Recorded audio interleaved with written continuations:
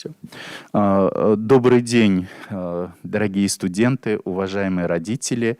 Сегодня мы с вами в назначенное время в 14:00 встретились для того, чтобы обсудить целый ряд вопросов, связанных с выходом, поэтапным выходом на очную присутственную форму обучения.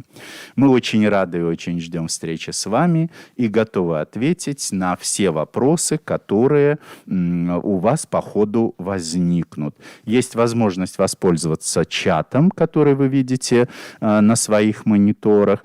Ну и сразу хотелось бы начать с актуальной информации о том, кто и когда у нас выходит, каким образом, в какое время будет проходить заселение в общежитие. Итак, 8 в понедельник в присутственный формат обучения у нас выходят студенты 2 курса бакалавриата и специалитета и магистранты дневной формы обучения 1 курса. Занятия будут идти по расписанию. Аудитории проставляются сейчас в связи с выходом, и вы получите буквально в группы и на сайте расписание, в которых будет указано, где, в каких аудиториях вы будете обучаться. Заселение тех, кто проживает в общежитии и приступает к обучению с 8 февраля, состоится завтра с 8:30 до 17:00 в здании 4-го общежития студгородка БГПУ имени Акмуллы, в котором, собственно говоря, и проживают студенты нашего факультета. Есть определенный пакет требований, документов, которые необходимо представить, иметь с собой для того, чтобы заселиться. Значит, это договор найма жилого помещения, оригинал. Если он у вас есть на руках, вы его привозите с собой, оригинал. Если нет договора найма жилого помещения, то тогда вы его будете заключать, заполнив предварительно формы, которые указаны на сайте студгородка, заявление и так далее. Весь пакет документов, необходимый для заселения. Чтобы вам было удобно, приехав уже с заполненным пакетом документов, подписать все необходимые документы с представителями студенческого городка и таким образом уже начать саму процедуру официального заселения. Безусловно, нужно иметь с собой паспорт, результаты флюорографии. Да? Флюорография действует в течение года. То есть, если вы делали летом, если делали осенью, да, то вы можете привести как раз данные по поводу проведенного обследования. Этого будет достаточно. Фотографии 3×4, 4 штуки. Это в первую очередь касается студентов 2 курса. Магистрантов 1-го года обучения это не касается, потому что они у нас заселялись осенью и уже проживали в общежитии. Им просто нужно привезти с собой документы. Дальше. Ордер для студентов 2 курса. Образец есть в группе студгородка ВКонтакте. Ну и есть на официальном сайте студгородка, на официальной страничке. И также чек об оплате за проживание. Проживание вы оплачиваете, ребята, за месяц. А дальше у вас будет уже, с учетом того, что вы проживали в общежитии в прошлом году, до начала пандемии, то есть будет сделан перерасчет, и, соответственно, те средства, которые были проплачены, но вы выехали и проживали не в общежитии, они будут компенсированы вам за проживание в этом году.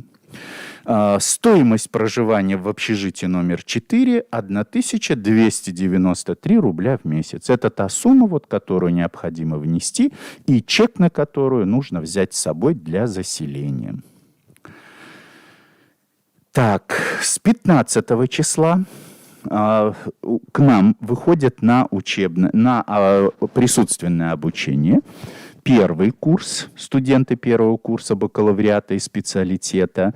Они все обучались в сентябре, в октябре присутственно, поэтому все необходимые документы для заселения у них есть. Только нужно привезти с собой оригинал, результаты флюорографии, паспорт и чек об оплате за месяц. Другой пакет документов им не нужен. И в этой связи сразу хотелось бы сказать, да, те, кто есть необходимость с первого курса, из других курсов поселиться в общежитии, то есть вы проходите всю вот эту процедуру, пишете заявление на предоставление койко-места в общежитии студгородка, мы подписываем это заявление, и вы начинаете процедуру заселения по всем правилам, как это принято в нашем студенческом городке. Также 15 числа, помимо первых курсов, выходят студенты выпускных курсов бакалавриата и специалитета. Это 4-й курс бакалавриата, психолого-педагогическое образование, и 5-й курс специалитета, педагогика и психология девиантного поведения. Также к присутственному формату обучения с 15 февраля приступают магистранты дневной формы обучения 2-го курса. Студенты, обучающиеся на бакалавриате и специалитете 3-го курса, и студенты 4-го курса специалитета пока продолжают обучение в дистанционном формате. Вы понимаете, почему происходит поэтапная процедура перевода. Вы взрослые, умные люди, чтобы мы постепенно вошли вот в этот процесс. И самое главное, да, максимально соблюдали меры безопасности в этой ситуации. К сожалению, ситуация пандемии не отступила, да, то есть очень радуют цифры статистики о том, что все-таки идет снижение и спад заражаемости в течение суток, но в любом случае нужно быть максимально бдительными, внимательными к своему здоровью и к здоровью тех, кто нас окружает. Поэтому один из главных моментов, на котором сейчас мы хотим остановиться, это момент обеспечения собственной безопасности и безопасности тех, кто будет нас окружать. Это студенты, одногруппники вашего потока, других потоков и преподаватели, сотрудники, которые будут работать с вами. Ребята, у нас масочный режим. Это требование, которое не отменено. Поэтому нахождение в корпусе строго в маске. Все необходимые моменты, вы знаете, особенно первый курс, они уже были, связанные с размещением санитайзеров, диспенсеров для обработки рук. Они у нас установлены. Там есть все необходимые средства обеззараживания, да, и для мытья рук, которыми, безусловно, нужно пользоваться. Университет закупил достаточное количество рециркуляторов, которые есть на факультете, и в каждой аудитории, где будут обучаться студенты, будет в соответствии с графиком включаться рециркулятор и проводиться проветривание. Это важный момент, момент нашего здоровья, который мы с вами вместе будем поддерживать. Дальше. Вход в корпус только строго по электронным пропускам. Пожалуйста, прошу вас обратить внимание, где находится ваш пропуск. Мы понимаем, что вы достаточно долго им не пользовались. Найти, куда вы его убрали, да, посмотреть, что он у вас действительно и действует, чтобы не возникло проблем вхождения в корпус, когда вы с ним придете. Возможность восстановить пропуск, да, обновить пропуск, если вдруг да, он размагнитился по каким-то причинам, есть. Нужно просто написать по этому поводу заявление и обратиться в соответствующие службы, ссылки на которые указаны на сайте университета. И вам восстановят этот пропуск, который для тех, кто проживает в общежитии, он выполняет еще и функцию входа в общежитие. Поэтому большая просьба проверить наличие всех документов, проверить необходимое наличие пропуска, не забыть дома студенческий билет, который мы вам, безусловно, будем продлевать, потому что кроме первого курса студентов других направлений и потоков не было. То есть вот эти все документы с собой проверить, посмотреть, положить. Взять все необходимое. Сразу, ребята, хочу сказать, в корпусе построен дополнительный гардероб на первом этаже, да, потому что нам не хватало немного места на цокольном этаже. Но в верхней одежде находиться в корпусе на занятиях категорически запрещено по нормам санитарной безопасности. Поэтому, понимая, что температура, что на улице зимний месяц, февраль, да, что она может колебаться, возьмите с собой теплые вещи, да, чтобы джемпера, свитера были всегда с собой, вы могли спокойно оставить верхнюю одежду и находиться в аудитории, чувствуя себя в тепле и комфортно. То есть вот эти моменты тоже учтите, пожалуйста, собирая вещи вот для того, чтобы вернуться, приехать уже сюда, в общежитие студгородка и приступить к обучению. Так, Альбина Маратовна. Да, и еще хотелось бы сказать, что с учетом действующих предписаний, также с 1 марта начнется работа и спортивных секций, и творческих коллективов университета. Поэтому можете не волноваться по этому поводу. Сейчас тренеры спортивных команд, руководители различных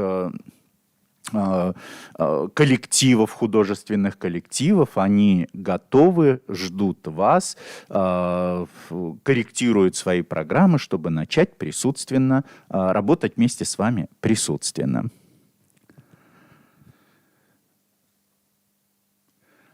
Основная информация, вот, которую нам очень хотелось довести, чтобы еще раз услышали ребята, да, все, которые будут выходить поэтапно, приступать к занятиям, озвучена.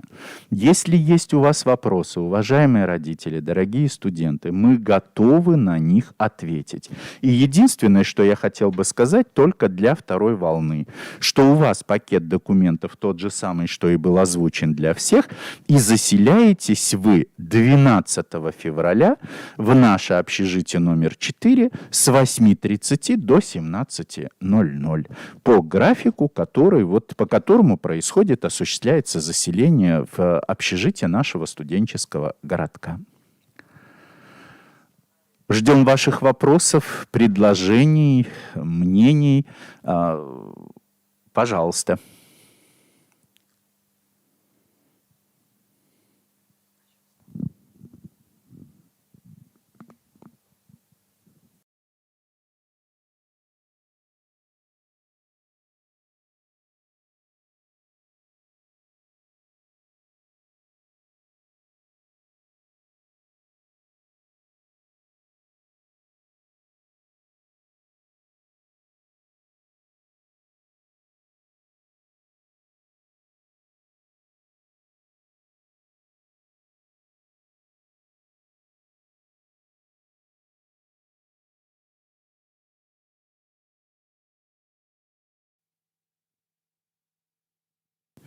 Спасибо за вопрос. Безусловно, мы понимаем, что вопросы социальной дистанции остаются, и соответствующая маркировка сделана на кафедрах, в деканатах, при входе, то есть, да, с учетом социальной дистанции. Вопрос социальной дистанции никто не снимал.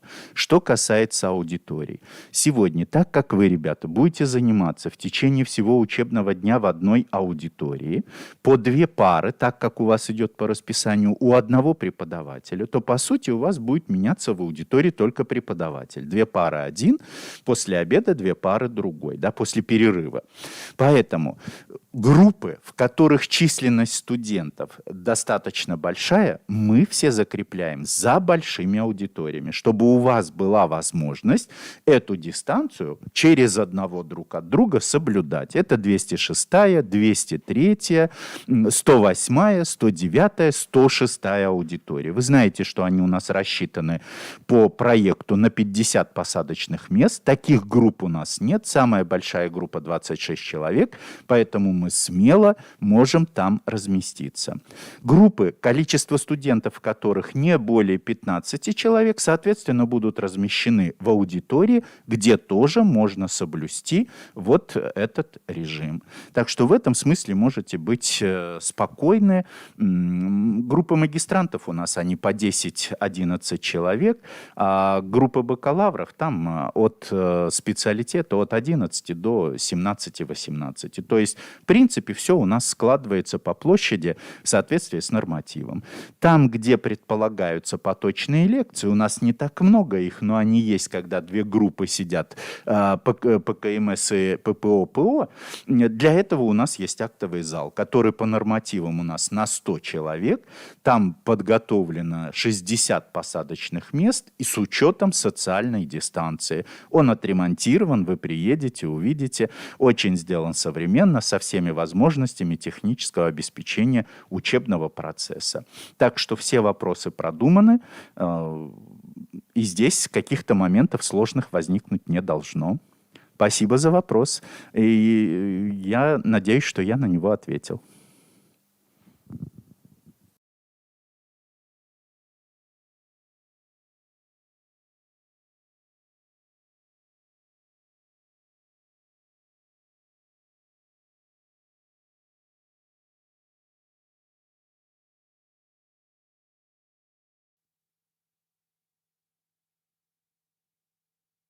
А, Мы ждем вопросов. Пожалуйста, уважаемые родители, студенты, задавайте, чтобы мы могли на них ответить. О, спасибо, как раз пошли вопросы.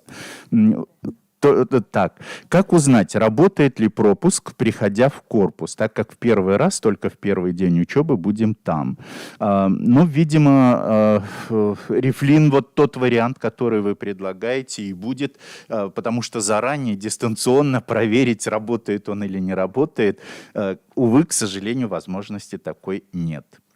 Можно получить справку, что я учусь в ВУЗе? Конечно, можно. Вы ее можете заказать прямо сейчас дистанционно у Майи Викторовны. Она ее приготовит, и как только вы вернетесь к обучению, уже присутственно заберете из деканата, так как это делается по регламенту. Если вы обучаетесь на заочной форме или ваши группы пока не выходят присутственно, то вы ее получите в дистанционном формате, как это было сделано до этого. Так, они должны ходить в масках по санитарным нормам в период пандемии. Маски меняют каждые 2 часа. С собой носят запасные.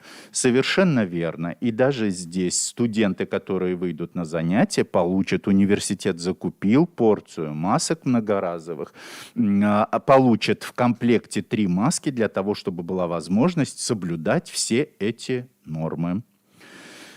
Студентам будут выдавать маски? Да, я уже ответил. Да, студентам выдадут каждому комплект маски в первый день обучения, как только вы придете в корпус.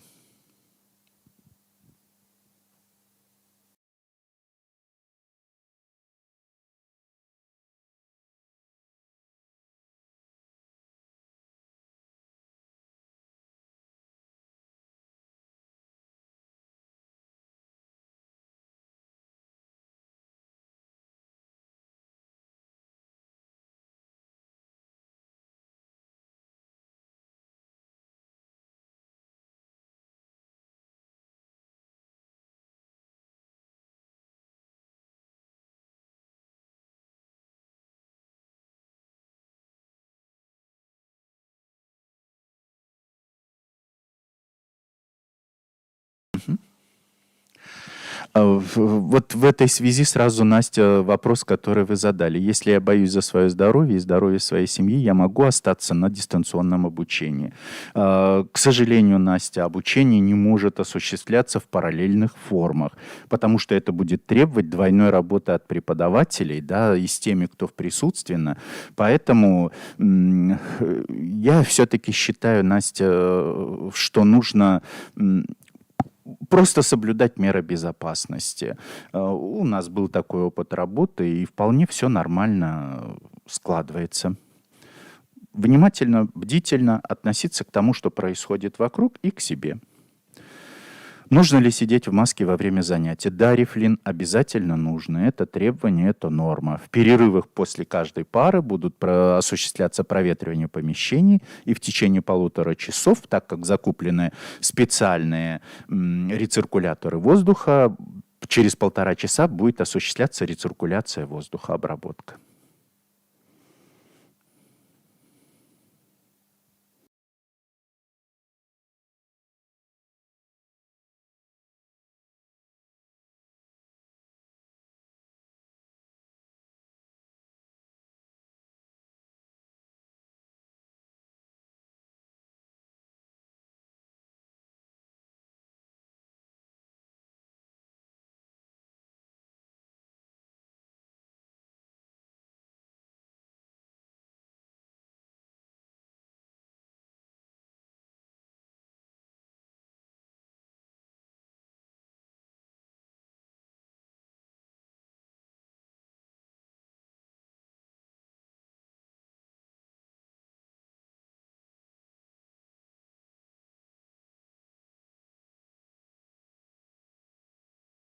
Итак, вот еще появился вопрос. Если переболел ковидом, есть справка о том, что ты не опасен для окружающих, можно ходить без маски.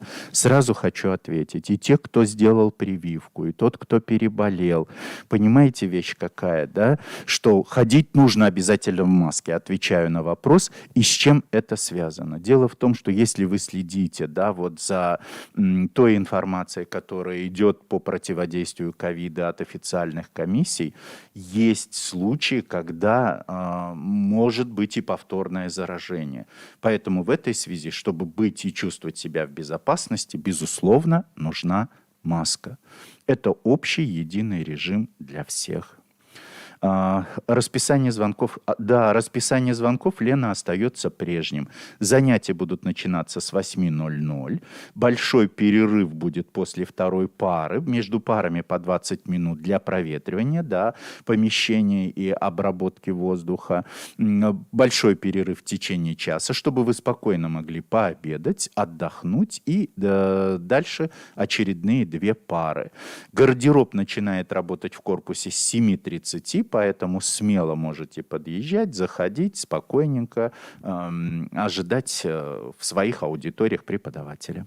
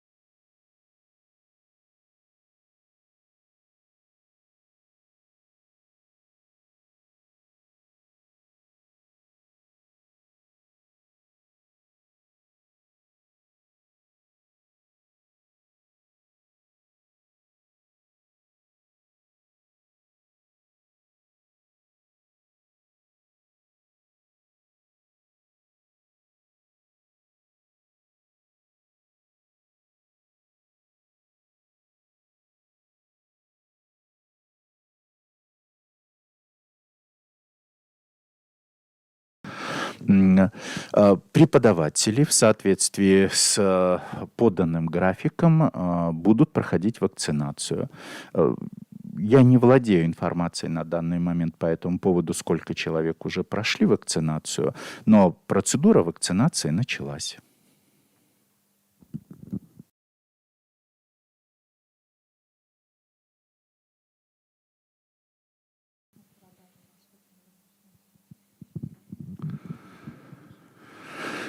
Вот по поводу прекрасно, если вы откроете пункт продажи масок, да, очень удобно для студентов, кто не успевает купить маски. Но, во-первых, мы уже сказали, что каждый из вас получит свой комплект, это многоразовые маски, да. Во-вторых, вы знаете, что в связи с данной ситуацией пандемии доступ в корпус только лицам, которые имеют соответствующее разрешение, то есть включены в пропускную систему. Это студенты, преподаватели и сотрудники, работающие в данном корпусе. Поэтому разместить киоск по продаже масок в этой ситуации, мне кажется, будет не совсем правильным и нарушающим действующие нормы. Спасибо.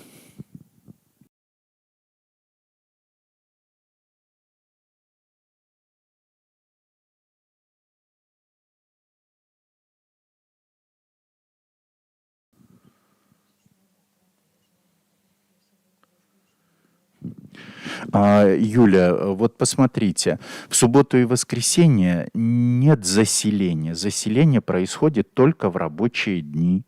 Поэтому с учетом этого вот и составлен график.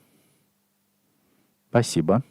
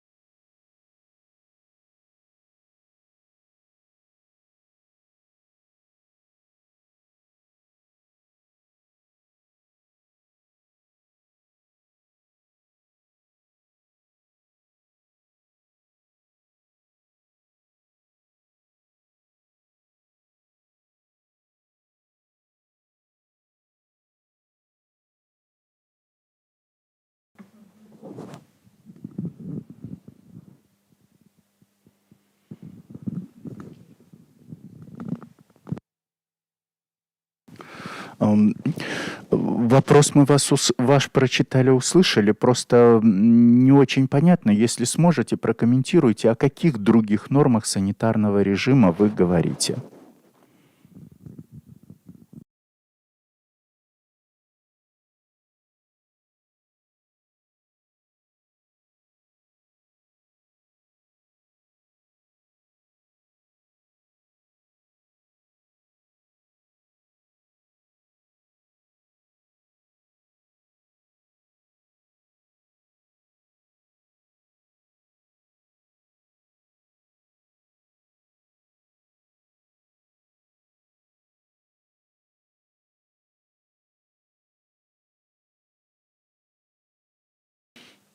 А, Если я правильно понимаю, вот пока нет ваших комментариев, да, разъяснений, то что касается верхней одежды, остается в гардеробе, да, то есть мы дальше продолжаем двигаться, да, обработка рук осуществляется при входе. Места для обработки рук также предусмотрены и в санитарных комнатах, поэтому, ну, посмотрите, да, они контактируют с большим количеством народа, чем студенты, проживающие в общежитии. Но как раз ведь нахождение в маске, да, то есть обработка рук, использование перчаток, эти все рекомендованные варианты никто не отменял, и поэтому, да, здесь как раз возможность, вот, что называется, и следить за своим состоянием, за своим здоровьем и беречь себя вот от излишних контактов. Тем более, что в официальном городском транспорте, насколько мне известно, действует режим, без масок нельзя в нем находиться.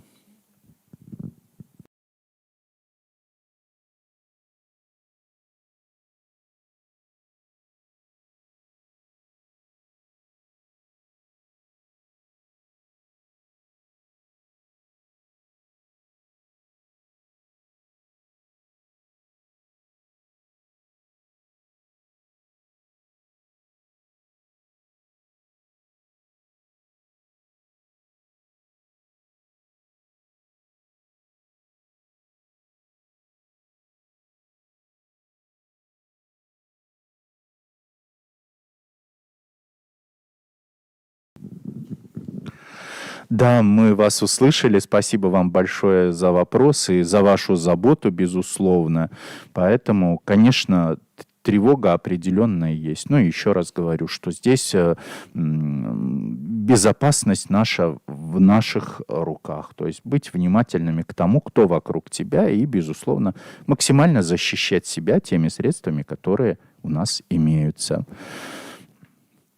А, Что касается занятий в бассейне, да, в настоящий момент не готов вам ответить на этот вопрос, но в бассейны у нас работают, и там определенные правила доступа есть. И если у вас по учебным планам есть подобные занятия, то в соответствии с правилами доступа в бассейны, которые открыты с учетом всех мер безопасности, значит, они будут проводиться в нужном формате. В этой связи можете быть тоже спокойны.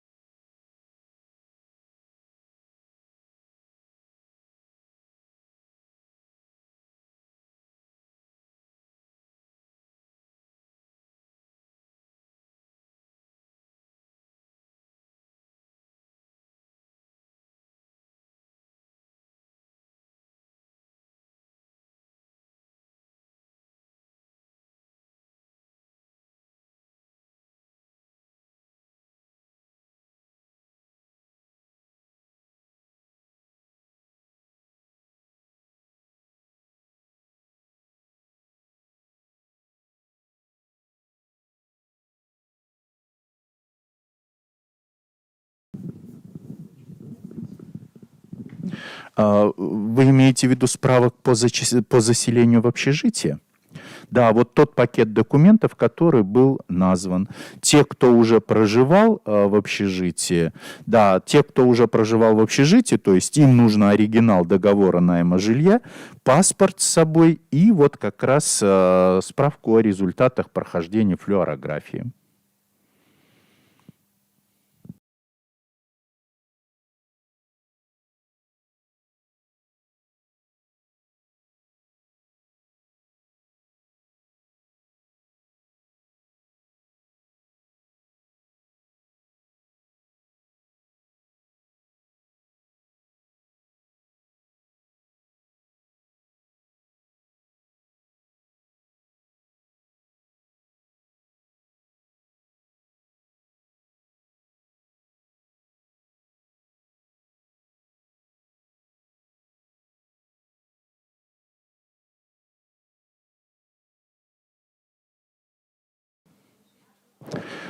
А, Да, если есть вопросы, пожалуйста, продолжайте их задавать. Вот поступил еще один вопрос. А те, кто не заселяется, они, как обычно, приходят в понедельник на занятия? Совершенно верно. Они, как обычно, приходят в понедельник на занятия с учетом вот тех норм безопасности и правил посещения общественных мест, которые мы озвучили выше. Спасибо вам за вопросы. Те, кто очень активно участвует в обсуждении, мы вам благодарны. Если еще остались вопросы, пожалуйста, задавайте их в чате. Мы видим и готовы ответить. Спасибо.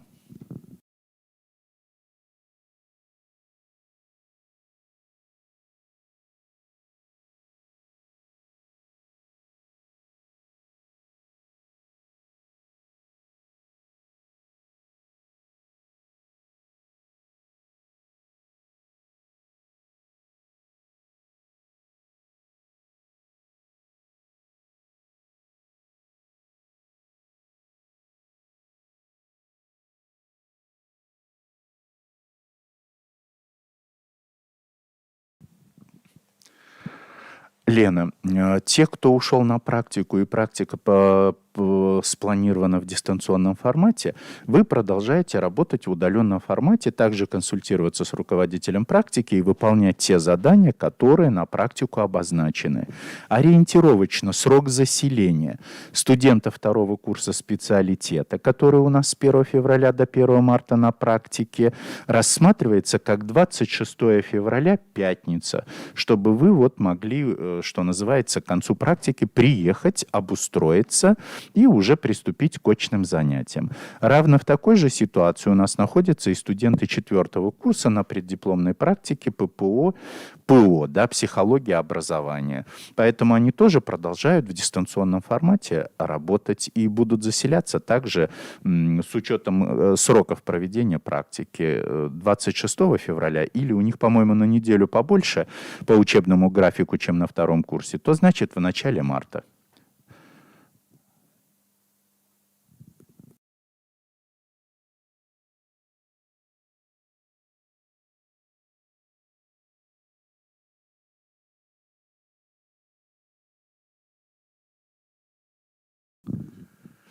А вам огромная благодарность за такие детальные, разносторонние вопросы, что вы дали возможность озвучить все аспекты, которые, очень верим, будут полезны нашим ребятам. Спасибо вам большое за активное участие в собрании.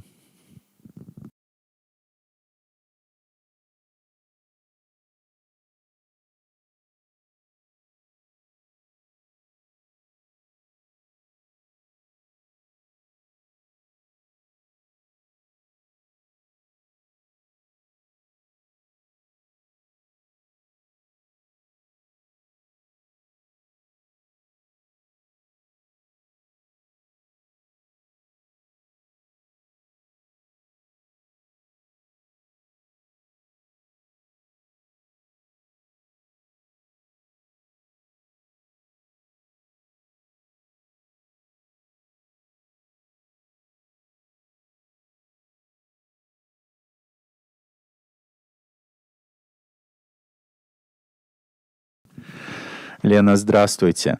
Мы заметили, вы пропустили начало. В начале речь шла о сроках выхода к присутственному формату обучения. Мы готовы их озвучить и повторить. Да?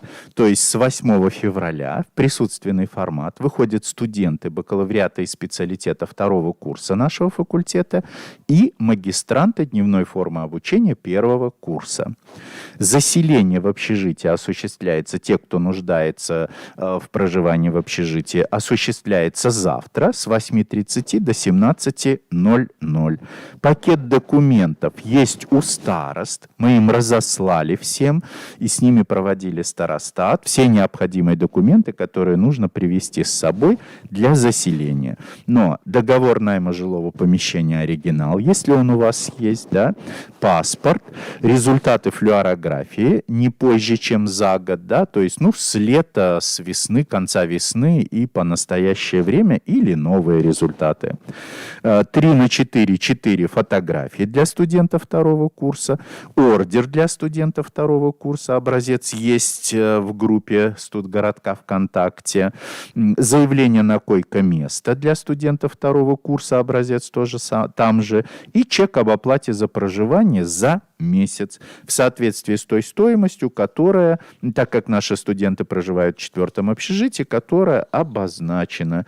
Стоимость проживания в четвертом общежитии 1293 рубля. Вот это пакет документов. Те, кто в другие группы, приступают к очной форме обучения с 15 февраля. Это первые курсы бакалавриата и специалитета. Это 4-й выпускной курс бакалавриата психологии образования и 5-й выпускной курс специалитета педагогика и психологии девиантного поведения и магистранты дневной формы обучения второго года, второго курса обучения. Студенты бакалавриата специалитета 3-го курса и студенты специалитета 4-го курса продолжают обучаться в дистанционном формате. Вот то начало, о чем мы, Лена, говорили в самом начале. Слышала, что мы должны пройти медосмотр после заселения. Каких специалистов нужно будет пройти?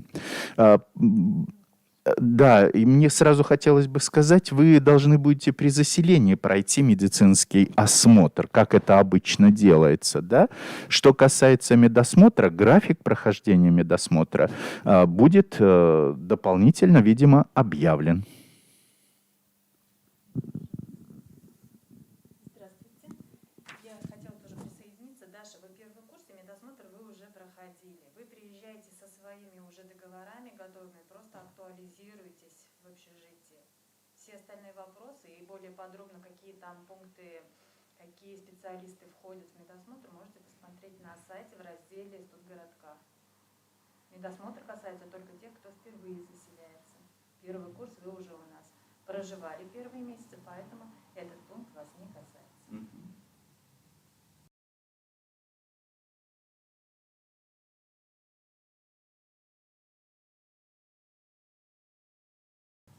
Повторите еще раз, Альбина.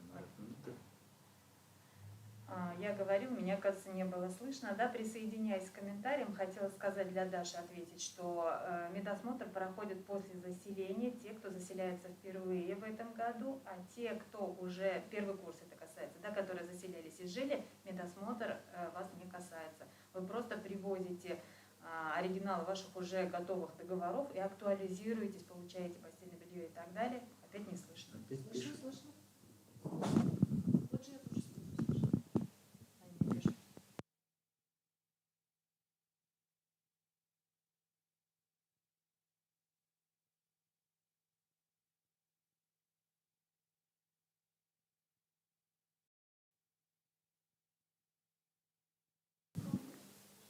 Спасибо большое. Слышно было все хорошо.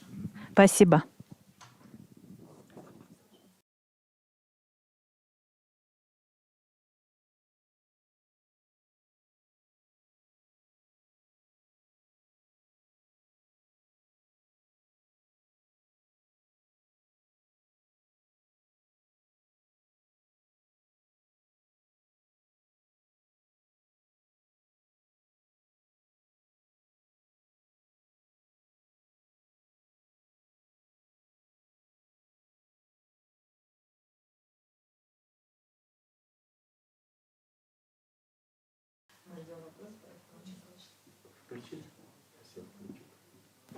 Ребята, мы здесь на время отключаем микрофон и звук, потому что информацию, которую вам сообщили, и ждем вопроса от вас. Поэтому мы здесь обсуждаем еще, все ли мы сказали, не упустили ли что-то, а вам кажется, что мы говорим на камеру. Поэтому должно быть все нормально слышно. Просто пока нет вопросов, на которые вот мы могли бы с Альбиной Маратовной ответить. Спасибо.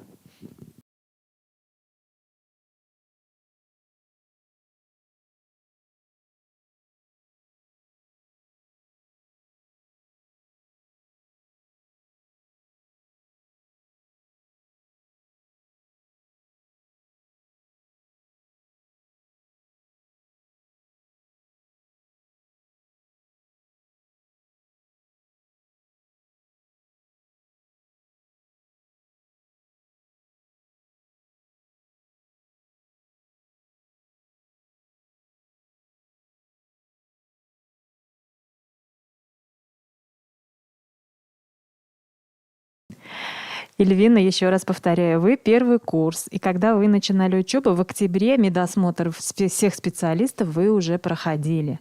Поэтому заново медосмотр вы проходить уже не будете. Эти все данные у комиссии уже зафиксированы. Там все будет обозначено, кто проходил, кто не проходил. То есть вам нужно приехать только со своей документацией и актуализировать свое проживание, то есть подтвердить, что вы дальше живете в общежитии. Там проверят чеки на оплату, да, вы получите белье и так далее. То есть те вопросы, которые касаются, собственно, бытовых уже вопросов, бытовых пунктов. Поэтому медосмотр касается тех, кто заселяется в этом году впервые, кто заселение еще не проходил.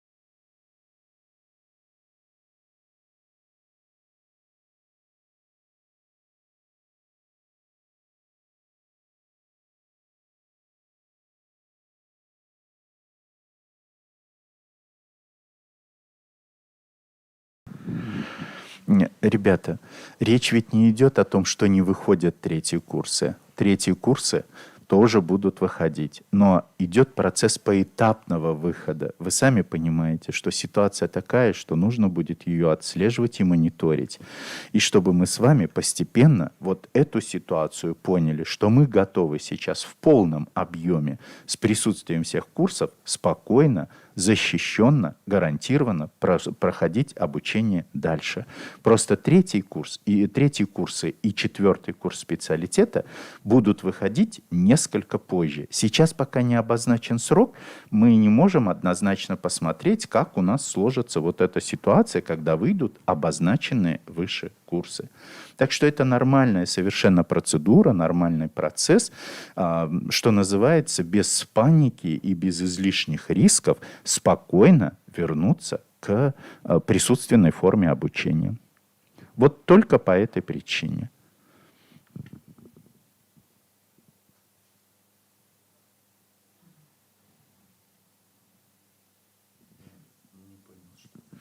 Юлия, вы о чем говорите? О какой оплате? Не успели оплатить? Общежитие. Не жили. То есть сейчас, посмотрите, Юля, вы оплачиваете за 1 месяц, а дальше будет рассчитываться разница. И все, что осталось, вы оплатили, но реально не жили в эти месяцы, оно будет вам зачтено за проживание вот в этом семестре. Так что все вопросы в этом смысле абсолютно решаемые. Вся информация есть в Студгородке, и при заселении полностью вы получите исчерпывающий ответ, как быть дальше с оплатой. Лена, спасибо за пожелания. Мы вам тоже желаем здоровья, вам, вашим близким, всем, кто вас окружает. И, безусловно, берегите себя. Ну и до встречи в стенах нашего родного факультета.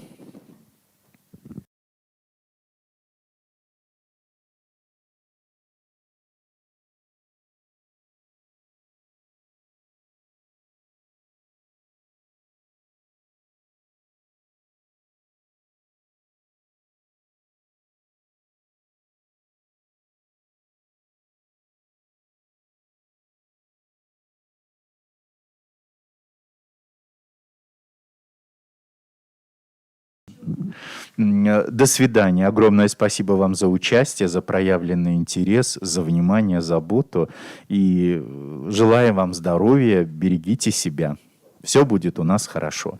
Главное, нужно быть внимательными и соблюдать те требования, которые действенны, которые сегодня очень важны для всех нас. Спасибо вам. Мы не прощаемся со всеми. Это мы сказали до свидания тем, кто уже отключается. Те, кто еще с нами, если у вас есть вопросы, мы ждем их в чате и готовы на них отвечать.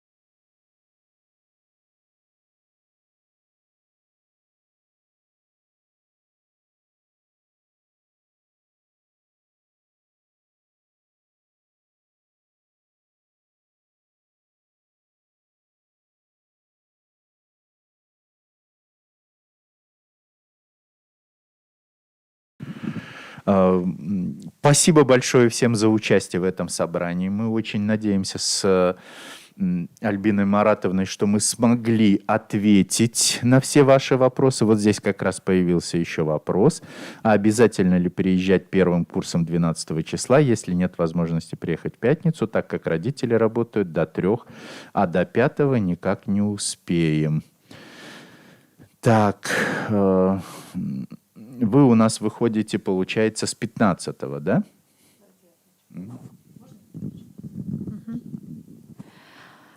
Значит, можно сделать таким образом, что вы без родителей приезжаете, формально заселяетесь, а родители, когда им удобно, уже довозят ваши вещи. Это один вариант. Второй вариант, Эльвина, тут городок разрешает в крайнем случае приехать заселяться с другими факультетами по графику, как они идут, но это должен быть рабочий день, рабочее время, чтобы попасть в комиссию по заселению в свое общежитие. Графики перед вами на глазах. Я думаю, что есть, старосты переслали. Если нет этих графиков, пожалуйста, будьте добры, обратитесь ко мне лично, и я вам перешлю.